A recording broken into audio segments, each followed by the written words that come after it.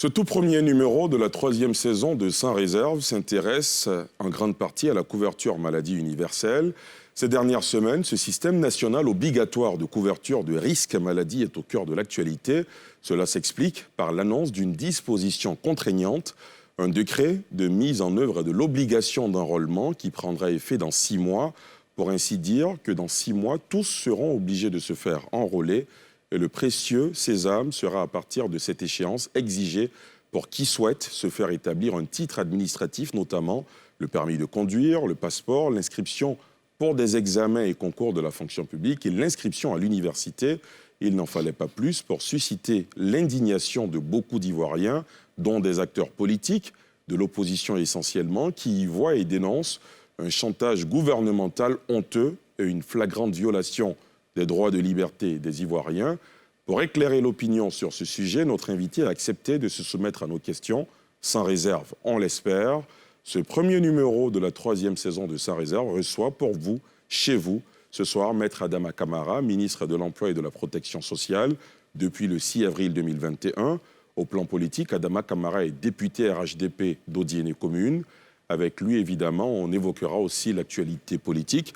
Maître Adama Kamara, bonsoir. Bonsoir, M. Yalasouba. Merci d'avoir accepté notre invitation. Avec plaisir. Avant d'ouvrir cet entretien, je vous propose à vous et à nos téléspectateurs de suivre ce portrait.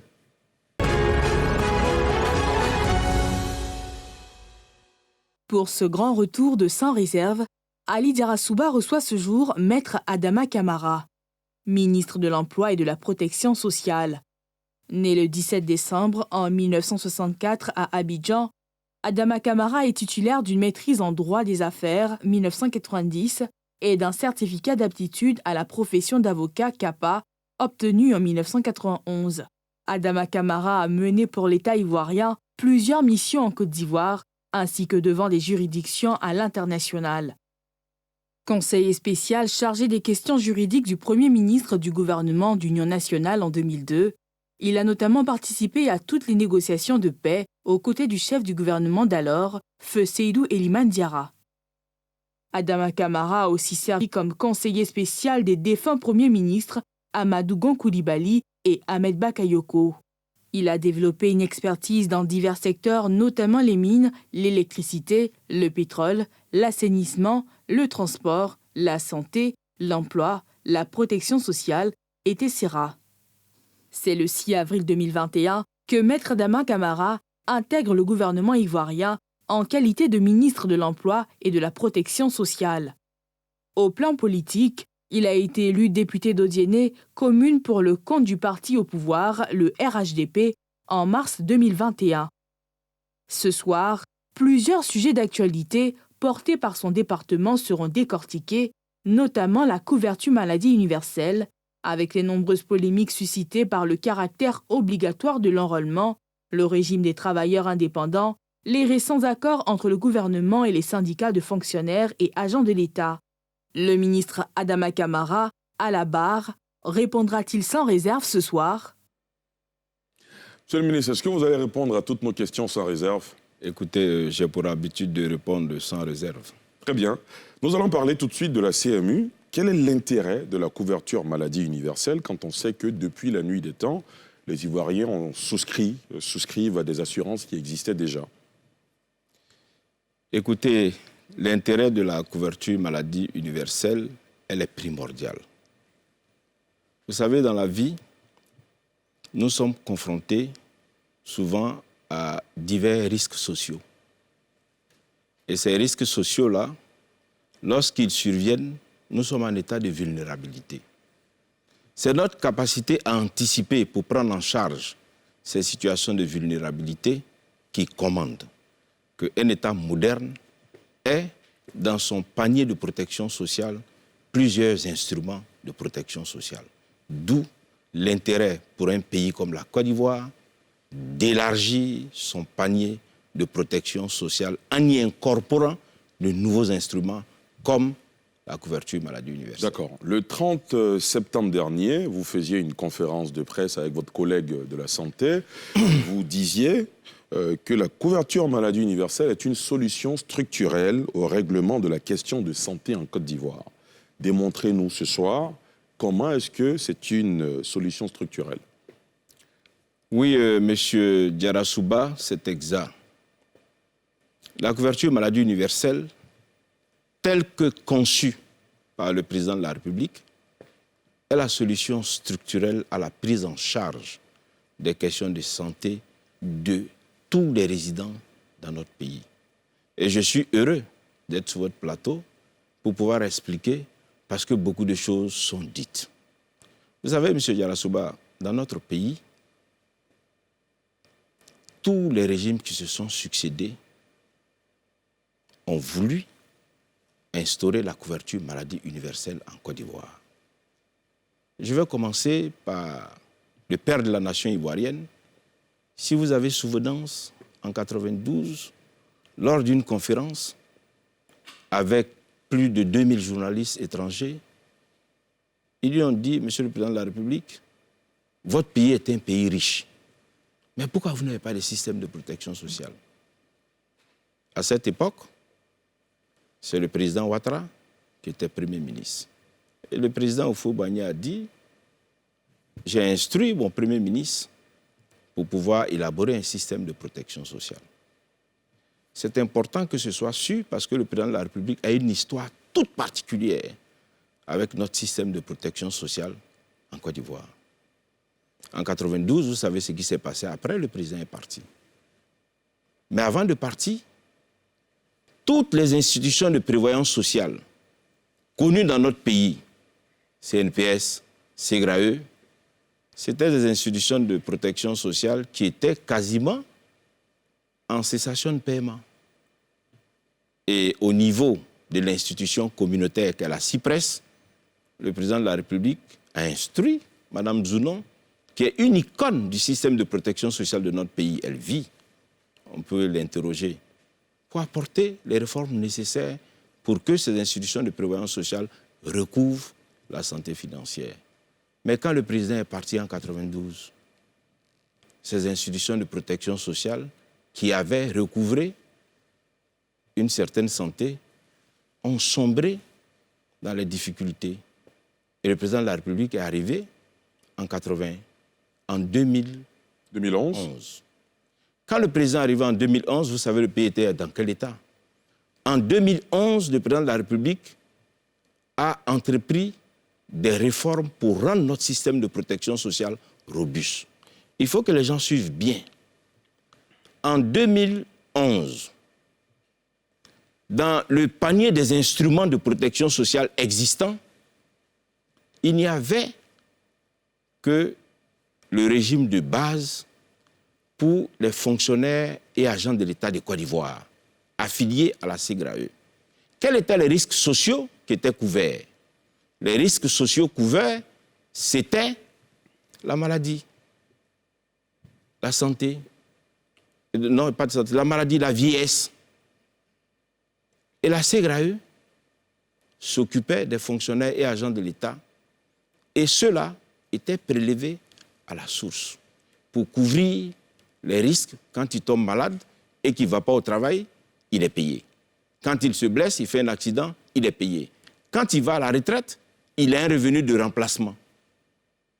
Mais dans la réforme de 1992 que le président de la République a généreusement menée, après le retour d'expérience de ce que les fonctionnaires et agents de l'État, quand ils allaient à la retraite, le revenu de remplacement qu'ils recevaient était insuffisant, le président de la République, dans la réforme qu'il a faite à cette époque-là, a incorporé la complémentaire par capitalisation. Attendez, M. Diarra-Souba, on va... Terminé. A instauré la complémentaire par capitalisation.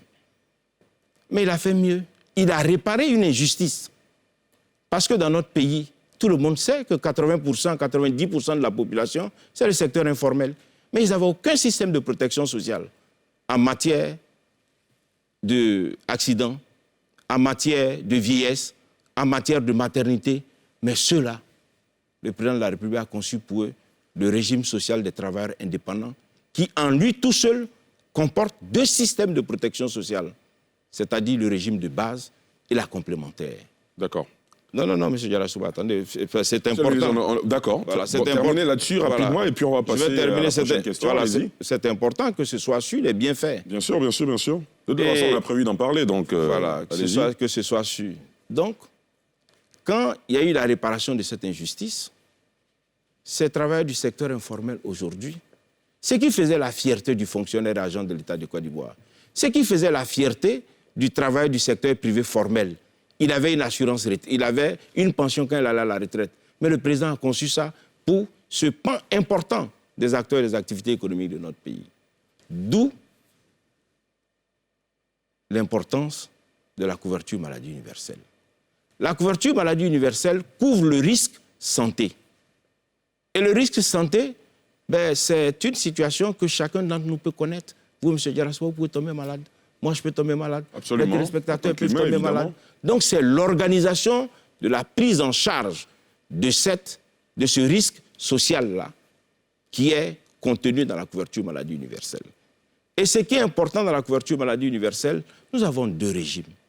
Nous avons un régime qui est contributif, par personne, 1 000 francs par mois, et un régime qui n'est pas contributif, où l'État de Côte d'Ivoire, dans sa générosité inégalée, a prévu de prendre en charge ceux des notes qui sont en situation de difficulté. Ça s'appelle le régime d'assistance médicale. Il faut être éligible au régime d'assistance médicale. Les éligibles. Plus tard, comment on fait pour être éligible? Qu'est-ce qu'il faut pour être éligible? Mais la question que j'ai envie de vous poser, l'une des raisons principales pour laquelle vous vous retrouvez sur ce plateau, c'est que le même 30 septembre, à la faveur de la conférence de presse conjointe que vous avez animée avec votre collègue de la Santé, vous indiquez que le décret de mise en œuvre de l'obligation d'enrôlement à la CMU prendrait effet dans 6 mois. L'obligation d'enrôlement prendra effet quand exactement? Est-ce en avril 2023? Écoutez, M. Diarra-Souba, il faut que vous sachiez qu'en matière de système de protection sociale, l'obligation d'affiliation, ce n'est pas nouveau. Il est inhérent au système de protection sociale. Imaginez-vous, comme je vous ai parlé de la retraite, un salarié qui ne cotise pas, il va à la retraite, mais il n'a pas de revenu de remplacement.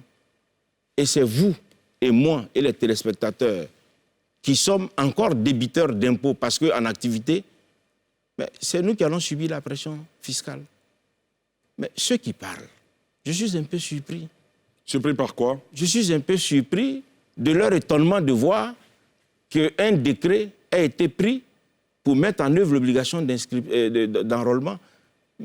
Monsieur Diarra-Souba, vous savez, dans notre pays, comme je vous l'ai dit, tous ceux qui ont géré ce pays ont eu à cœur d'instaurer un système de couverture maladie universelle. On ne peut suspecter aucun d'entre eux.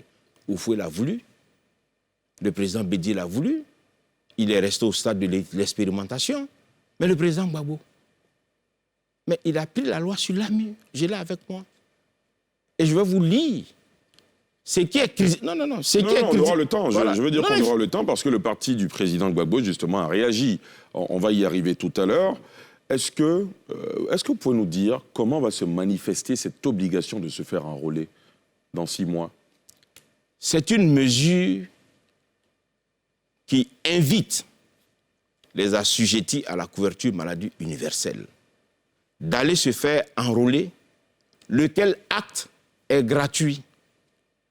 Il suffit simplement de vous déplacer pour aller dans les nombreux points d'enrôlement qui ont été indiqués, largement diffusés et qui le seront encore pour pouvoir satisfaire à cette obligation d'être enrôlé. L'enrôlement n'est pas payant. L'enrôlement est gratuit. Si vous êtes enrôlé, vous avez votre carte et vous payez vos cotisations mensuelles.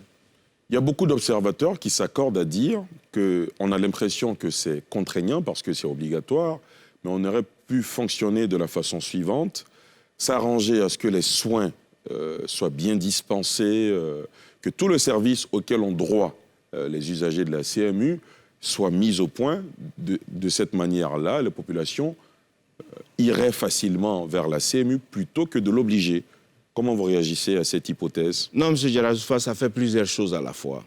Vous savez, un enrôlé, à jour de ses cotisations, il a des droits. Le premier droit qu'il a, c'est lorsqu'il va à l'hôpital, on lui administre les soins. Et si son état nécessite qu'il prenne des médicaments, le médecin du parcours de soins qui a été préalablement défini lui délivre une ordonnance. Il va dans les pharmacies pour se faire payer. Ça, c'est ce qui devrait se passer dans le meilleur des mondes. Mais force est de constater que malheureusement, aussi bien au niveau du processus de l'enrôlement qu'au niveau de l'accès aux prestations dans ces deux variantes, à savoir les soins et les médicaments, il y a des contrariétés. Et cela n'est pas acceptable. Ce n'est pas acceptable parce que la couverture maladie universelle n'est pas venue pour créer des problèmes aux citoyens. Mais il y a des problèmes sur le terrain. Oui, il y a des problèmes que nous résorbons chaque fois que nous sommes saisis. Et notre rôle, c'est de régler les problèmes. Notre rôle, ce n'est pas de laisser les problèmes en l'état. Chaque fois que nous avons été saisis d'un quelconque problème, aussi bien au niveau des cartes qui ne sortent pas, qu'au niveau de l'accès aux soins ou aux médicaments, mais j'ai saisi mon collègue et mes collaborateurs qui sont en charge de la distribution des cartes, je les ai saisis. J'ai même sollicité des collègues ministres en son temps qui ont mis à la disposition leur service de ressources humaines pour pouvoir distribuer les cartes. Bien que cela dit, les cartes sont curables et non portables. Mais on le fait parce qu'on pense que c'est une bonne chose. Très bien. Monsieur le ministre, tout à l'heure, vous avez abordé un peu toutes les intentions des régimes qui ont précédé le régime du président Ouattara dans la volonté de mettre en œuvre la couverture maladie universelle. On a connu l'AMU avec le régime de la refondation conduite par le président Laurent Gbagbo. Nous allons vous faire ressortir des réactions des hommes politiques de l'opposition, notamment ces derniers temps, qui fustigent et estiment que le modèle de la CMU que vous mettez en avant n'est pas le bon, notamment Jean-Louis Billon, Michel Gbagbo et Koné Katinan. L'opposition, de façon générale, dénonce un chantage gouvernemental honteux et une flagrante violation des droits et libertés des Ivoiriens. Elle juge inacceptables les restrictions des droits et libertés imposées par le gouvernement dans le but d'obliger les populations à souscrire à un système de couverture maladie universelle qui n'a pas fait ses preuves. Premier élément mis en cause, c'est le caractère obligatoire. Deuxième élément mis en cause, c'est que ce système n'a pas suffisamment été challengé, n'a pas fait ses preuves sur le terrain. Première réaction. Mais écoutez, vous citez des gens qui ont d'autres assurances, mais est-ce que vous avez demandé aux populations, les vaillantes populations qui ont déjà bénéficié de la couverture maladie universelle? Il y a beaucoup de personnes, monsieur le ministre, qui ont 2 assurances dans ce pays. La couverture maladie universelle, c'est le régime de base. Vous ne pouvez pas avoir une couverture complémentaire si vous n'avez pas le régime de base, qui est fondé sur la solidarité. Là, on reste dans la forme, mais dans le fond... Non, pas dans la forme. Dites-nous. Pas dans la forme. Dans le fond, la loi dit, pour avoir une assurance complémentaire, vous devez avoir le régime de base. Mais allez-y demander aux fonctionnaires et agents de l'État si le régime de base qu'ils ont ne leur est pas profitable. Le président de la MIGEFI est là, il vous dira... On l'a interrogé, voilà, on l'entendra dans cette émission. Voilà, il vous dira si ça leur profite ou pas. Vous savez, faisons la part des choses. Oui, il y a des problèmes, mais les problèmes sont faits pour être réglés. Mais être dans la négation, ce n'est pas la solution. Parce que, comme je vous le dis et j'insiste, la couverture maladie universelle est la solution structurelle au règlement des questions de la santé. Il faut que vous le sachiez. Depuis 1988, l'initiative de Bamako. Mais qu'est-ce que les pays africains ont souhaité comme solution structurelle au règlement de la prise en charge sanitaire des populations?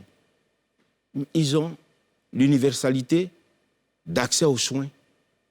Deuxième, l'efficacité dans la délivrance des soins. Troisième, l'équité dans le financement de la santé. Mais la couverture maladie universelle obéit à ces 3 critères. Le premier critère qui est l'universalité. Tous les résidents en Côte d'Ivoire ont l'obligation d'être assurés à la couverture maladie universelle pour que la solidarité joue. Tous les principes en matière de couverture maladie universelle Mais il y a le premier principe de base, c'est la solidarité. Le riche, le pauvre, le malade, le bien portant, le jeune, le vieux, la femme, le chômeur, le travailleur. C'est le principe de la solidarité. Les ressources des bien portants servent à soigner les mal portants. Et la Côte d'Ivoire, à l'instar des pays du monde, des pays modernes auxquels on veut ressembler, la couverture maladie universelle dans ces pays est obligatoire. Et vous savez, M. Diarra-Souba, moi je suis content de ce qui se passe. Pourquoi? Ça permet à nos concitoyens de s'intéresser à quelque chose d'important. La France, qu'on cite souvent en exemple, mais la couverture maladie universelle, elle a commencé en 1945. La couverture maladie universelle chez nous, mais il faut saluer le président de la République. Elle a commencé en juillet 2019 par le prélèvement à la source. Mais le décret date de 2014, hein, donc peut-être que dans la tête des citoyens... Non, voilà, c'est pour ça qu'il est bon. La loi a été adoptée en mars 2014. C'est cela. Après l'adoption de la loi, les structures en charge de la mise en œuvre de la couverture maladie universelle ont été installées. Et la couverture maladie universelle, qui est un produit lourd, important, a commencé d'abord par une phase expérimentale, avec une population cible bien déterminée, les étudiants. Il y a eu la phase expérimentale. Après une phase expérimentale d'un projet de cette nature-là, il faut le retour d'expérience. Il faut s'interroger, qu'est-ce qu'il faut apporter comme modification pour que quand on lance la généralisation, qui n'est pas totale, qui est progressive, pour qu'ensemble, on essaie d'adresser les problèmes et leur apporter des solutions. Je me souviens qu'il y a eu une phase pilote avec les étudiants, avec notamment. les étudiants. En quelle année déjà? La phase pilote avec les étudiants, c'était en 2016. Après la phase pilote, qui a duré sur quasiment 1 an et demi, 2 ans, mais il a fallu asseoir le dispositif informatique. Il a fallu asseoir toutes les composantes pour faire bien marcher la couverture maladie universelle. C'est important. Oui, les prélèvements des cotisations ont commencé en juillet 2019. Et les premiers soins, après observation du délai de carence qui était de 3 mois, ont commencé en octobre 2019. Ce que vous voulez dire, c'est que les prélèvements n'ont pas commencé en même temps que les enrôlements. Mais pas du tout. Ça, c'est un point important. Mais pas du tout. Pour la perception de nos concitoyens. Mais M. Diarra-Souba, pas du tout. Les prélèvements ont commencé en juillet 2019. Donc, et avant qu'on arrive en juillet 2019, feu le Premier ministre Amadou Gon Coulibaly, il y a eu 3 tentatives de fixation des dates de prélèvement. Mais quand on a challengé le dispositif, il s'est toujours opposé, il dit non, on attend. C'est après que les prélèvements ont commencé en juillet 2019. Et les premiers soins après observation du délai de carence en octobre 2019. Et M. Diarra-Souba, de 2019 à aujourd'hui, vous n'avez pas oublié qu'on a connu la Covid. La Covid, pendant 1 an et demi. Mais dans le panier des soins de la couverture maladie universelle, mais il n'y avait pas la Covid. Mais le président de la République, dans sa générosité, cette pandémie qui a frappé le monde, a demandé, a instruit que les détenteurs de la carte CMU, qu'il leur soit distribué dans le Grand Abidjan gratuitement les masques. Mais à cette époque, il y avait la guerre des masques. Un masque de 250 francs, il est passé à 1250. On se souvient. Ben, c'est bien si vous vous en souvenez. C'est cela. Monsieur le ministre, j'aimerais que vous réagissiez également à cette autre sortie de Michel Gbagbo dont on a parlé, qui dit, et je cite, « L'assurance maladie universelle qui a amené ça en Côte d'Ivoire ?» C'est une question qu'il pose, évidemment. Ceux qui ont l'argent, vous pouvez aller vous soigner en Tunisie, en France, au Maroc ou aux États-Unis, mais un enfant de pauvre qui a la même maladie doit avoir les mêmes soins que vous ici en Côte d'Ivoire. Sous l'ère de l'ancien président Laurent Gbagbo, il parle de son père, les gens voulaient aller vers l'assurance maladie universelle, un programme de santé. Aujourd'hui, ça s'appelle CMU et c'est la CMU qui les poursuit, a-t-il martelé. Ça fait combien d'années que moi-même, il parle de lui? En tant que fonctionnaire, on me coupe pour cette histoire, mais ça ne m'a jamais donné quelque chose. Quand un homme politique comme Michel Gbagbo le dit, ça peut faire l'effet boule de neige au sein des Ivoiriens. Comment vous réagissez à cette sortie? Bon, d'abord, lui n'est pas un enfant de pauvre, son père a été président. faut pas qu'il se rende coupable d'escroquerie morale. Il vous répondra qu'il parle au nom des... Oui, non, il est un enfant de riches qu'il arrête ça. Nous, on va parler au nom des enfants de pauvres. Non, pas lui. Après, il y a une autre question. Hein, non, mais je vais répondre. Mais pas lui. Pourquoi? Parce qu'il est du FPI. Et en 2001... Du PPACI aujourd'hui. Oui, comme je vous l'ai dit, en 2001, à la différence de la période de 93-99, mais eux, ils ont pris une loi, la loi sur la couverture maladie universelle, que j'ai ici. Et ils couvraient quel risque? Ils couvraient le risque maladie et maternité. Et il y avait un régime pour les paysans. Après les paysans, il y avait l'autre régime pour les autres qui n'étaient pas paysans. Mais dans la loi qu'ils ont prise, eux qui étaient des socialistes, il n'y a aucun régime pour les indigents. Il n'y a aucun régime pour les défavorisés. Donc il arrête de dire qu'il pense aux pauvres. Mais le président de la République, le président Ouattara, qui est un libéral, je vous ai dit, dans la couverture maladie universelle, il y a deux régimes. Il y a le régime de base et il y a le régime d'assistance médicale. Mais chaque année, depuis la généralisation progressive, le président de la République donne une dotation budgétaire de 12 milliards pour que les indigents, ceux qui bénéficient du régime des filets sociaux productifs, ceux de nos compatriotes qui sont en prison, ceux qui sont dans les pouponnières, ceux qui sont les pupilles de l'État, les pupilles de la République, mais gracieusement, ils ne payent pas les cotisations de 1000 francs. C'est l'État qui paye pour eux. Quand ils vont à l'hôpital et qu'ils sont malades, le ticket modérateur, ils ne payent pas, c'est l'État qui paye pour eux. Mais dans l'AMU, il n'y avait rien de ça. Et dans l'AMU, vous savez, c'était combien la cotisation? Dites-nous. Ils ont fait une étude, c'était 5% du salaire. Mais ici, c'est 1000 francs par personne. Par mois. Par mois. Et eux qui crient aujourd'hui au loup, mais j'ai envoyé la loi. Si vous m'autorisez. Rapidement. Je vais vous lire très rapidement. Je vais vous lire l'article 12. Rapidement, allez-y. La délivrance de documents administratifs et justificatifs et judiciaires, ainsi que l'inscription dans les établissements scolaires et universitaires, peuvent être subordonnés par décret pris en Conseil des ministres à la justification de l'immatriculation régulière en qualité d'assuré. Que doit-on comprendre? Ils avaient prévu aussi envisager l'obligation. Mais c'était dans la loi. Non, il ne faut pas qu'on induise nos compatriotes en erreur. Cette décision d'amener nos compatriotes à aller gracieusement se faire enrôler et se délivrer leur carte CMU, c'est une mesure d'incitation. Parce que les Ivoiriens, assez souvent, malheureusement, beaucoup d'entre nous, sommes négligents. Même notre carte nationale d'identité, M. Diarra-Souba, qui est une pièce qui nous sert au quotidien dans la vie, on est obligé de prendre des mesures pour les inciter à aller se faire enrôler. Donc, ils ne sont pas bien placés, M. Diarra-Souba, pour le dire, parce que ce n'est pas exact.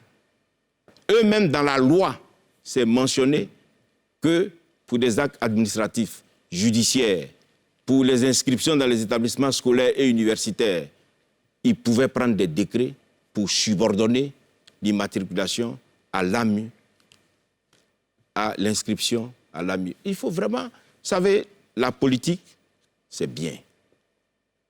Mais je veux paraphraser son père qui dit « Quand l'homme marche, il laisse des pas ».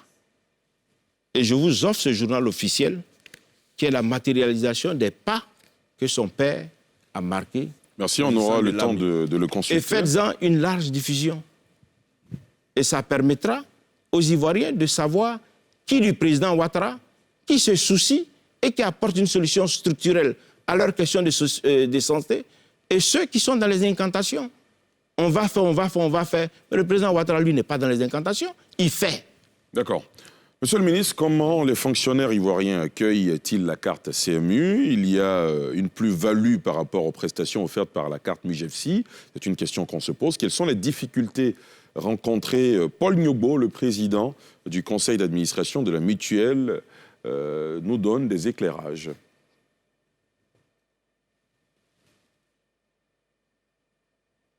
D'accord. Certainement, cet élément viendra au cours de cette émission. Monsieur le ministre, on poursuit. Et dans la deuxième partie de cet entretien, nous allons vous poser la question de savoir le nombre. Nous allons parler chiffres à présent. Combien d'Ivoiriens se sont enrôlés à ce jour pour la CMU? Nous avoisinons les 3 600 000 résidents. Au dernier recensement général de la population, on est proche des 30 millions. Oui. Quand vous faites un ratio, on est très loin du compte. On a 12%. Ben, écoutez, M. Diarra-Souba, je vous ai dit, quand on a commencé l'opération, la généralisation, la CMU est en marche dans notre pays, mais il y a maximum 2 ans. Il faut qu'il y ait des critiques objectives. Moi, je serais le plus heureux d'enrôler 25 millions d'Ivoiriens en 2 ans. Mais je ne sais pas si ça existe. Et le système d'enrôlement qu'on a, mais c'est un système anti-fraude. Et justement, j'allais vous demander, comment se déroule l'enrôlement? L'enrôlement, le retour des contributions de nos concitoyens nous ont amenés à réduire les risques de fraude. Non, les pièces d'abord à fournir pour pouvoir se faire enrôler. Qu'est-ce qu'il faut comme pièce? Il faut un document qui atteste de votre identité où vous avez une photo. On allait même jusqu'à loin. Il faut la carte nationale d'identité. Ce n'est pas et, c'est où, l'un ou l'autre. Son extrait d'acte de naissance, son jugement supplétif en tenant lieu, son permis de conduire, ainsi de suite. Donc, tout est fait pour que celui qui doit aller s'enrôler, l'enrôlement soit facile. Est-ce qu'il y a suffisamment de lieux pour se faire enrôler aussi? Oui, mais il n'y a pas de lieu il n'y a pas un lieu d'enrôlement pour un assujetti. Évidemment. Voilà. On a fait un maillage territorial qui couvre l'ensemble du territoire national. L'ensemble du territoire national.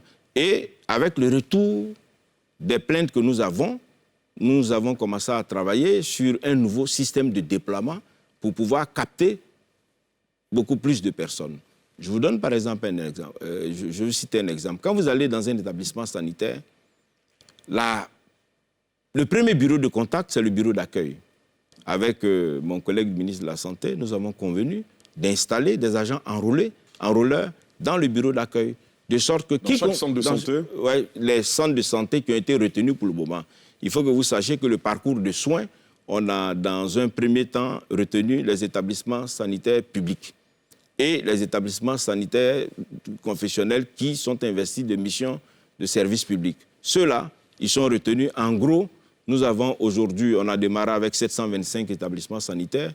Nous sommes aujourd'hui quasiment à 50% d'établissements sanitaires existants dans notre pays. En gros, il y a 3 000. Nous sommes dans, en gros, 1000... Il y a une liste de ces établissements qui s'affiche à l'écran. Oui, les listes sont connues. J'invite nos concitoyens à prendre d'assaut ces points d'enrôlement-là pour qu'ils se fassent enrôler. Tout est fait pour faciliter l'enrôlement. Et nous sommes à leur disposition chaque fois qu'ils vont rencontrer une quelconque difficulté, qu'ils n'hésitent pas à saisir les structures mises en place pour recevoir ces dénonciations-là. Au niveau même de la CENAM, il y a des numéros verts où ils peuvent s'adresser. Au niveau de mon ministère, ils peuvent même saisir l'OSEP, ils peuvent même saisir Spacia. Ce sont des structures avec lesquelles nous avons des accords. Chaque fois qu'ils recevront des plaintes, mais ils vont nous les déverser. Et notre rôle, c'est d'apporter des solutions à cela. Et il me semble que vous avez mis aussi à disposition des numéros verts. Oui, il y a des numéros verts à la Sénat. Même au niveau du ministère, il y a des numéros verts qui sont largement diffusés. Et nous sommes preneurs de toute critique. À l'écran en ce moment. Nous sommes preneurs de toute critique qui peut nous permettre d'améliorer ce dispositif de prise en charge du risque santé dans notre pays. Monsieur le ministre, tout à l'heure, vous avanciez un chiffre de 3 400 000 et quelques personnes qui ont été enrôlées. Est-ce qu'il y a autant de cartes produites et de cartes à distribuer? Il y a en gros 3 200 cartes produites. Il y a 2 500 cartes qui ont été retirées. Il reste 850 000 cartes qui ne sont pas retirées. Je vous pose la question à dessein parce que parmi les personnes que nous avons interrogées, parmi les téléspectateurs et internautes qui nous ont écrit, il y en a certains qui se sont fait enrôler, par exemple, en 2019, mais qui jusque-là n'ont pas reçu leur carte. Comment ça peut s'expliquer? Ce n'est pas acceptable. Ce n'est pas acceptable. celui qui est enrôlé, qui n'a pas encore sa carte, ce n'est pas acceptable. Qu'est-ce qu'il doit faire? En principe, où il s'est fait enrôler, c'est là qu'il retire sa carte. S'il ne va pas retirer sa carte à cet endroit-là, les structures que je vous ai indiquées où il peut faire de la dénonciation, qu'il le fasse. Et ce téléspectateur, si j'ai ses contacts à titre personnel, je m'engage à faire en sorte, si sa carte est disponible, que la carte lui soit remise. Alors, il y a la question de l'enrôlement, il y a aussi la question de la prise en charge dans les centres de santé des enrôlés. À ce jour, est-ce que vous avez un chiffre concernant les personnes, les Ivoiriens et non-Ivoiriens qui sont allés dans les centres de santé, qui ont été traités? Oui, M. Diarra-Souba. Comme je l'ai dit, la couverture maladie universelle conçue par le président de la République dans notre pays, c'est un travail à la chaîne. D'un côté, le ministère en charge de la protection sociale s'occupe du volet assurantiel. Et de l'autre côté, le ministère de la Santé s'occupe du volet accès aux prestations dans ces deux variantes, à savoir l'accès aux soins et l'accès aux médicaments. Donc, l'assuré à jour de ses cotisations, quand il va dans un des centres, pour le moment retenu dans le parcours de soins, ce centre a l'obligation de le recevoir. S'il n'est pas reçu, ce n'est pas acceptable. Il faut qu'il dénonce. Si le centre n'est pas encore dans le parcours de soins, il ne peut pas être reçu. Parce que pour administrer la CMU, il y a un dispositif à mettre en place. Ce dispositif-là, il doit être mis pour opérer. Il y a un agent d'accueil équipé d'un terminal. Le rôle du terminal, quand l'assuré arrive avec sa carte, l'agent d'accueil reçoit sa carte, le met dans le terminal et le terminal vérifie l'authenticité de la carte et atteste que celui qui détient la carte en est le propriétaire, mais surtout qu'il a à jour de ses cotisations. Ses droits souverains, il est reçu par un médecin ou un infirmier ou une sage-femme. Au passage, il est bon, M. Diarra-Souba, que les téléspectateurs sachent, par la volonté du président de la République, les infirmiers et sages-femmes de notre pays, pour tenir compte de la pyramide sanitaire dans notre pays, mais le président de la République a élevé au rang de la dignité de prescripteur, les choses comme on appelle les infirmiers et les sages-femmes. Avant, la prescription était du monopole des médecins. C'est cela. Mais à la faveur de la CMU, ceux-là doivent avoir un code prescripteur, comme le médecin. Tout comme le pharmacien, il doit avoir un code pour pouvoir opérer dans le circuit de la CMU. Pour revenir au nombre d'actes qui ont été posés, à ce jour, nous sommes à près de 1,5 million d'actes qui ont été posés dans le cadre de la couverture maladie universelle. On souhaite qu'il y ait plus d'actes. Et qu'est-ce que vous faites pour cela? La sensibilisation. Vous m'avez suivi un peu dans la ronde du social. La ronde du social est un instrument qui nous permet, de façon itinérante, d'aller vers toutes nos populations. Leur expliquer, entre autres, c'est quoi la couverture maladie universelle. Leur expliquer comment bénéficier de la couverture maladie universelle. Leur expliquer où aller pour se faire soigner. Leur expliquer dans quelle pharmacie ils doivent aller se faire soigner. Monsieur le ministre, une question cash. Oui. Regardez-nous, vous aurez regardez une réponse les Ivoiriens. Oui. Dites-nous, où va l'argent de la CMU? Parce que les gens sont prélevés depuis 2019, vous avez indiqué. Cet argent-là, il sert à quoi? Il va où? Il est logé où, cet argent? Avant de vous dire où va l'argent, je vais vous dire d'où vient l'argent. Dites-nous. Voilà. 1. L'État de Côte d'Ivoire, à la différence de l'AMU, dans la CMU, il y a un régime qu'on appelle le régime d'assistance médicale. L'État de Côte d'Ivoire, budgétairement, vous allez voir le budget, 12 milliards pour les bénéficiaires du régime de base. C'est l'État qui paye ça. Pour leurs cotisations et leurs psychomodérateurs s'ils sont malades. Deuxième contributeur, vous avez les employeurs et l'employé pour les travailleurs du secteur formel, public et privé. Et vous avez pour les travailleurs du secteur informel qui sont eux-mêmes leurs employés qui payent.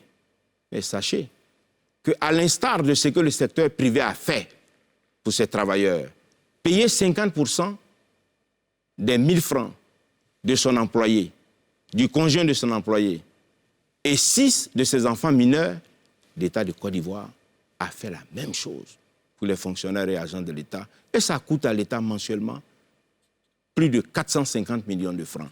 Mais le président de la MUJFC est là. Ils reçoivent cette part patronale. Maintenant, l'argent de la CMU sert à quoi? L'argent de la CMU sert à payer les prestations des actes de soins et des médicaments à hauteur de 70% par la Caisse nationale d'assurance maladie. Un citoyen qui fait le parcours, le circuit, qui se rend dans un centre de santé, qui paye un ticket modérateur à hauteur de 30% du ticket, les 70% restants, c'est de cet argent que vous parlez. Voilà. C'est cet argent que l'État reverse au centre de santé. Absolument. Très bien. Monsieur le ministre, quand un citoyen souscrit à une assurance maladie quelconque, après avoir observé le délai de carence, c'est pour profiter des soins. Vous avez reconnu qu'il y a des problèmes, mais quand est-ce que les citoyens auront réellement les soins pour lesquels ils ont souscrit à la CMU? Vous dites, on est dans une période d'observation, le système va monter en puissance crescendo, mais jusqu'à quand tous les Ivoiriens pourraient s'accorder à dire que la CMU fonctionne réellement en termes de soins dans les centres de santé? Il faut que ça marche bien et nous nous attelons à cela. Vous avez parlé de délai de carence. On n'a pas épuisé, vous savez, en matière d'argent, il faut de la transparence. C'est ce que nous, le président de la République, nous a appris. Il faut de la transparence. Et le délai de carence, il faut savoir qu'il n'est pas particulier à la couverture maladie universelle. Mais vous avez une assurance avant la couverture maladie universelle. Mais il y a toujours un délai de carence. Mais on prend en compte la réclamation des usagers de dire que le délai de carence est long. Il faut le réduire. Initialement, on avait fait une différenciation entre le délai de carence des Ivoiriens et des étrangers. On a ramené celui des étrangers qui était à 6 mois, à 3 mois comme celui des Ivoiriens. Mais aujourd'hui, nous sommes en train de, après accord du Premier ministre, bien entendu, nous ferons la proposition de ramener le délai de carence à 1 mois plutôt que 3 mois, puisqu'il s'agit de populations qui sont en situation assez difficile. Il faut que l'État montre sa générosité légendaire. Je vous ai dit, en matière d'argent, il faut qu'on continue dans la transparence. Je sais que c'est une question que vous allez me poser, mais je vais vous dire. Dites-nous. Vous allez me demander, vous dites, où va l'argent? J'ai dit, mais voici où va l'argent. Mais l'argent est bien utilisé en bon père de famille. Mais vous allez être surpris parce que je vais vous dire, la Caisse d'assurance maladie universelle a aujourd'hui, dans ses livres, 98 milliards 500 millions. Et les gens disent la CMU ne marche pas. Ce sont les 1000 francs là, c'est ça qui donne ça. 98 milliards. Oui, c'est parce que le président nous a appris à bien gérer les choses. Et nous nous battrons pour que le système anti-fraude, qui est le système d'enrôlement biométrique, demeure. Parce que des pays comme la France, aujourd'hui, mais c'est maintenant qu'ils veulent appliquer le système d'enrôlement biométrique. Qui ne connaît pas la fraude à la Sécu en France? Mais c'est une organisation mafieuse pour pouvoir pomper l'argent du système de sécurité sociale. Mais chez nous ici, le président, comme je l'ai eu à dire à d'autres circonstances, c'est le plus grand anticipateur de notre pays. Il a anticipé. Et je vous apprends encore également que une des cibles privilégiées dans le cadre de l'AMU, c'était les paysans. Mais le président de la République a décidé que les cotisations des paysans des 3 filières soient payées par les caisses. Nous allons... Donc les paysans ne paieront pas les 1000 francs? Mais ils ne paieront pas les 1000 francs. Ça, c'est la générosité du président. Et c'est véritablement une opportunité pour moi de remercier très sincèrement Madame la Première Dame. Cela a été possible parce que j'ai fait la démarche auprès de Madame la Première Dame en ma qualité de président du comité interministériel de lutte contre le travail des enfants. Très bien. L'Organisation des Nations Unies a estimé que l'une des causes structurelles du travail infantile, c'était l'absence de système de protection sociale pour les paysans. Et dans le panier de protection sociale, il y avait il y avait la couverture maladie universelle, et puis il y avait le régime du RSTI, le régime social des travailleurs indépendants. Mais le président a accepté que les cotisations des paysans soient payées par les caisses. Et nous sommes en train de concevoir, face à la charge du travail qui nous attend, un système d'enrôlement dédié à celui de nos braves paysans. Et je vous assure que d'ici 2 mois, le mécanisme ou 3 mois que nous sommes en train de mettre sur pied, mais c'est l'enrôlement où la carte est délivrée in situ. Dès que vous êtes enrôlé, votre carte vous est sur place. D'accord. Et ça, on va le réaliser d'ici 3 mois. Très bien. Monsieur le ministre, il y a tellement de choses à dire sur la CMU. Mais je suis prêt à répondre à tout. Absolument. On espère qu'on va vous avoir pour d'autres émissions. Je suis demandeur à d'autres émissions. Absolument, parce que là, le temps imparti est en train d'arriver à son terme. Rassurez-vous, je suis demandeur à d'autres émissions. Au pas de course, une jeune dame qui nous dit, quand on lui fait une interview, elle nous dit « Moi, je me suis fait enrôler depuis 2020, je suis prélevé depuis 2020, mais j'ai parcouru 3 centres de santé où je n'ai pas eu droit aux soins parce qu'on m'a dit que la CMU ne fonctionnait pas là-bas. » Ce sont des cas pratiques, monsieur le ministre. Oui, mais c'est ce que je vous ai dit, ce n'est pas acceptable. Si elle allait dans un centre qui fait partie... Ça doit être l'attitude d'un citoyen qui est dans ce cas de figure. Vous savez, je l'ai dit à Bingerville, il faut vraiment que l'Ivoirien nouveau prôné par le président de la République, c'est celui-là même qui fait en sorte que ses droits ne s'étirent pas. Qui dénonce ? Qui dénonce. Et c'est une dénonciation qui n'est pas calomnieuse.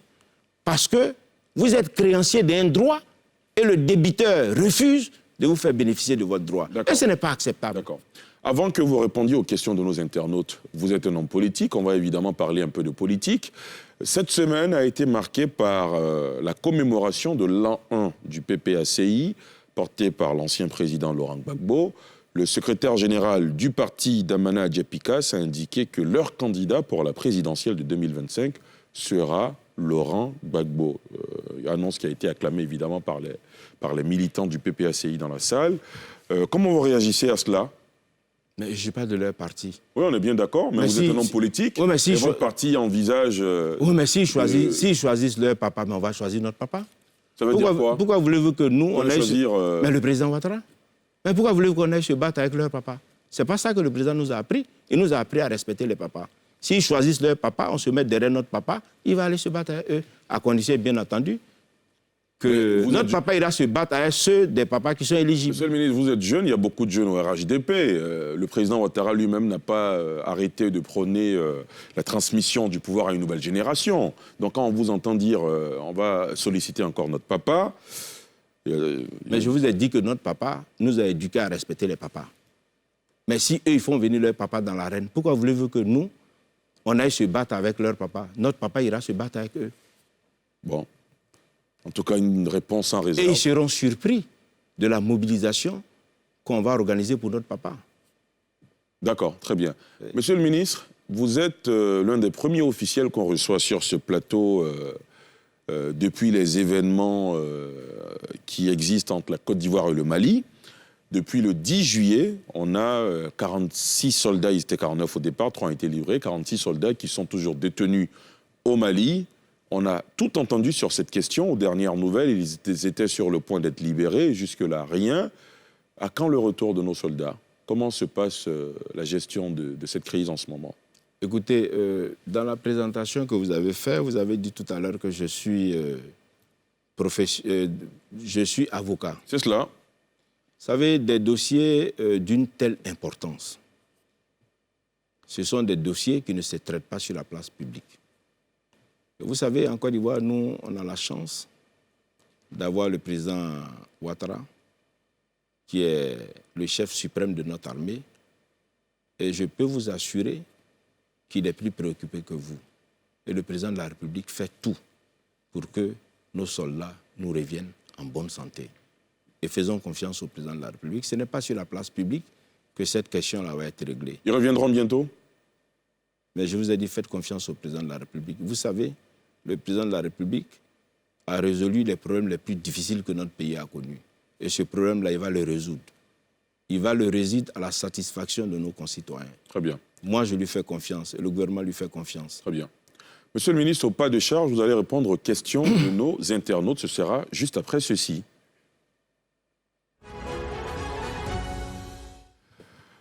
Monsieur le ministre, le principe de cette rubrique, c'est que vous répondiez à cette question en une phrase. Maximum une phrase, 2 phrases, mais pas plus. Première question, avec le concours de la réalisation. La question nous vient de Adama Koulibaly qui dit « Monsieur le ministre, les salariés du secteur privé sont prélevés à la source, pourtant la CMU n'est pas tout à fait effective. Ce n'est pas juste. » Réaction? Oui, effectivement, ce n'est pas juste. S'ils sont prélevés, ils sont prélevés pour pouvoir accéder aux soins et aux médicaments. Et ces quelques petits désagréments qu'on connaît, on a trouvé des solutions qui sont mises en œuvre progressivement. Les pharmaciens sont là, on vient de signer un accord avec eux pour que les patients CMU aient encore plus accès aux médicaments. Et c'est effectif? Oui, c'est effectif. Ils sont dans la salle. Très bien. Prochaine question. La prochaine question nous vient de Honoré Zaouli qui dit « Est-ce qu'on peut faire les césariennes, les analyses, les radiographies avec la CMU ?» Césarienne, analyse, j'entends... voilà, tout ce qu'on peut faire écoutez, en radiographie. Oui, en radiographie, on peut. Vous savez, ce qui est un peu paradoxal dans notre pays, vous allez encore dire que, on veut faire de la politique. Mais est-ce que vous savez que depuis 2011, que le président de la République est là, mais nos centres de santé, niveau 2, niveau 3, mais ils sont quasiment tous équipés en scanner. Mais ils peuvent faire des radiographies. J'invite les médecins à le faire. Mais de 2000 à 2011, mais c'est un seul scanner qui a été acheté. Et qui a offert le scanner? Votre serviteur, j'étais l'avocat de Trafigura à l'occasion du déversement des déchets toxiques. Mais à titre de don, Trafigura a offert un scanner. En dehors de ça, il n'y a rien eu.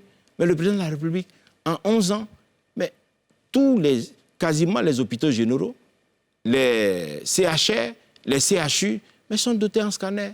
Moi, j'invite nos compatriotes prestataires, les médecins, il faut vraiment qu'ils s'approprient cela. D'accord. Leurs conditions de travail ont changé, en équipement surtout. Ces équipements-là, mais c'est pour traiter nos malades. Très bien. Prochaine question. Oui. L'avant-dernière, Yacouba Diawara, je me suis inscrit dans une grande école, on ne m'a pas exigé la carte CMU, c'est quand l'effectivité de la mesure? Je vous ai posé la question, c'est dans 6 mois, c'est cela? Oui. D'accord, donc avril 2023. Prochaine et dernière question. La dernière question, avec le concours de la réalisation, nous dit, elle est de Muriel Ntakwe, qui dit à ce jour quel est le niveau de souscription au régime du travailleur indépendant. Est-ce qu'on peut dire que l'opération d'enrôlement est un succès? Un succès mitigé, à en croire les chiffres que vous avez annoncés. Non, on parle du régime social des travailleurs indépendants ou on parle de la couverture maladie universelle? De façon générale, mais revenez sur le régime. Je vous informe qu'en janvier dernier, pour être électeur dans le renouvellement des instances des artisans, mais on a demandé qu'il faut justifier que tu as enrôlé au régime social des travailleurs indépendants, que tu as enrôlé à la couverture maladie universelle. Mais cette activité, je l'ai conduite à Bingerville. Ce même jour, mais il y a eu plus de 1000 travailleurs indépendants qui se sont enrôlés à Bingerville. Aussi bien au régime social des travailleurs indépendants qu'à la couverture maladie universelle. Monsieur Diarra-Souba, moi, ce que j'attends de vous, j'ai besoin de votre aide. Vous êtes un média connu, respecté et écouté. Je veux qu'ensemble, nous sensibilisions nos compatriotes à adhérer à ces instruments de protection sociale qui n'existaient pas, qui existent. Permettre à un artisan de cotiser et d'avoir une retraite comme un fonctionnaire. Permettre à un artisan de souscrire à la couverture maladie universelle et de se faire soigner comme un fonctionnaire qui avait la MUGEFSI et lequel fonctionnaire aujourd'hui est affilié à la couverture maladie universelle. Laquelle couverture maladie universelle a permis d'assainir leur état de finances. Parce que le seul avantage que la MUGEFSI offrait à ses assurés c'est le médicament. C'était la poche à toute fraude. Et le Aujourd'hui, président est là, mais ils ne peuvent pas frauder. Parce que le médicament, quand vous regardiez le parcours de certains malades, mais c'était à croire qu'ils se nourrissaient de médicaments. Il utilise sa carte pour aller acheter des médicaments pour d'autres personnes. Mais avec la CMU, ce n'est pas possible. ce n'est pas possible. Très bien. Ta carte, c'est ta carte. Tu ne peux pas utiliser ta carte pour pouvoir bénéficier, faire bénéficier des avantages de la CMU à d'autres personnes. Même pas à son ayant droit. Mais son ayant droit à sa carte. Son ayant droit à sa carte. C'est cela. Il faut vraiment, M. Diarra-Souba, moi je compte sur vous et je vous ai affirmé ma disponibilité que je réitère avec insistance. Ne vous inquiétez pas, monsieur le ministre. Il On vous faut rappellera très vite. qu'ensemble, nous fassions la promotion de la couverture maladie universelle parce que ceux qui ont goûté à la couverture maladie universelle, mais ils ne veulent pas s'en séparer. Très bien. On va prendre une toute dernière question, cette fois-ci de Joseph Yao, qui dit « Dans quelle pharmacie peut-on se faire servir les médicaments avec la CMU ?»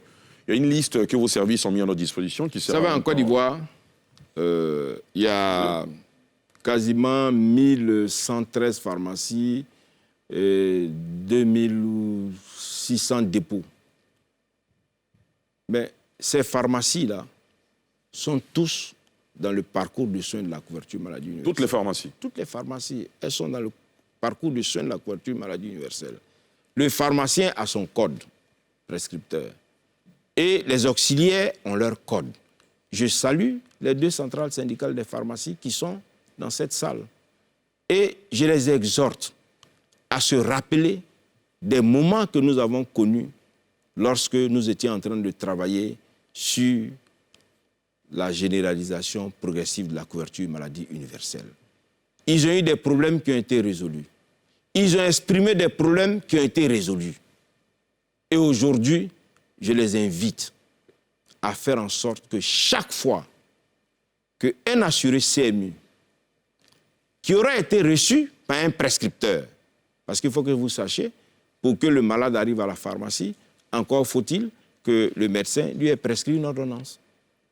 Que chaque fois que cet assuré viendra dans leur pharmacie, eu égard à nos accords et aux facilités qu'ils ont, qu'ils dispensent les médicaments. Si un citoyen va dans une pharmacie, on lui refuse les médicaments sous prétexte que la CMU ne fonctionne pas dans cette pharmacie, qu'est-ce qu'il doit faire? Mais il doit Appeler le numéro vert. saisir les structures que je vous ai indiquées. Donc toutes les pharmacies sont censées délivrer les médicaments. Toutes les à tout assuré pharmacies CMU. sont censées délivrer les médicaments aux assurés CMU parce que c'est ça nos accords. C'est cela. Monsieur le ministre, est-ce que vous avez le sentiment au terme de cette interview d'avoir répondu à toutes nos questions sans réserve? Mais j'ai même le sentiment que vous n'avez pas posé d'autres questions, sinon celles que vous avez posées, j'ai répondu. Très bien. Le temps imparti est arrivé à son terme. En tout cas, merci d'être venu sur ce plateau pour aborder cette question de la couverture maladie universelle. Merci beaucoup d'être passé dans nos studios. Ben, écoutez, vous me donnez vraiment l'opportunité que je veux voir renouvelée. Je voudrais profiter de ce temps d'antenne pour remercier un certain nombre d'acteurs que je considère comme véritablement importants dans la mise en œuvre de la couverture maladie universelle. Monsieur le ministre, très rapidement. Il y a les agents d'accueil dont on n'a pas eu le temps de parler. Ces agents d'accueil-là, il faut qu'ils sachent qu'ils sont dans nos pensées. Il faut qu'ils sachent que les problèmes qui sont les leurs seront réglés. Je voudrais également demander aux prescripteurs de recevoir des patients. Je voudrais demander également aux pharmaciens de dispenser des médicaments. Je voudrais inviter mes services à être à la disposition des assurés CMU. Ceux qui ont encore leur carte, de faire en sorte que d'ici 2 mois, 3 mois, cela soit un vieux souvenir. Et surtout dire aux assurés que ce qui fait craindre un assuré, c'est l'absence de ressources pour faire face aux prestations. Je voulais les rassurer que les ressources sont disponibles pour faire face à leurs prestations. Qu'ils aient le comportement citoyen de dénoncer tous ceux qui les empêchent d'avoir une jouissance paisible de leurs droits. Je voudrais vous remercier. Merci beaucoup, monsieur le ministre. Et moi, je voudrais inviter, pour aller dans votre sens, inviter tous les citoyens qui nous suivent ce soir, qui ont des problèmes avec la mise en œuvre de la CMU, qui ont des problèmes dans des hôpitaux, dans des pharmacies, de nous remonter ces informations pour qu'on les remonte à notre niveau également, au ministère pour que le problème soit résolu le plus vite possible. Merci de nous avoir suivis. Merci à vous, chers téléspectateurs et internautes. Rendez-vous jeudi prochain pour un autre numéro de Sans Réserve. Je vous retrouve déjà dimanche dans NCI 360.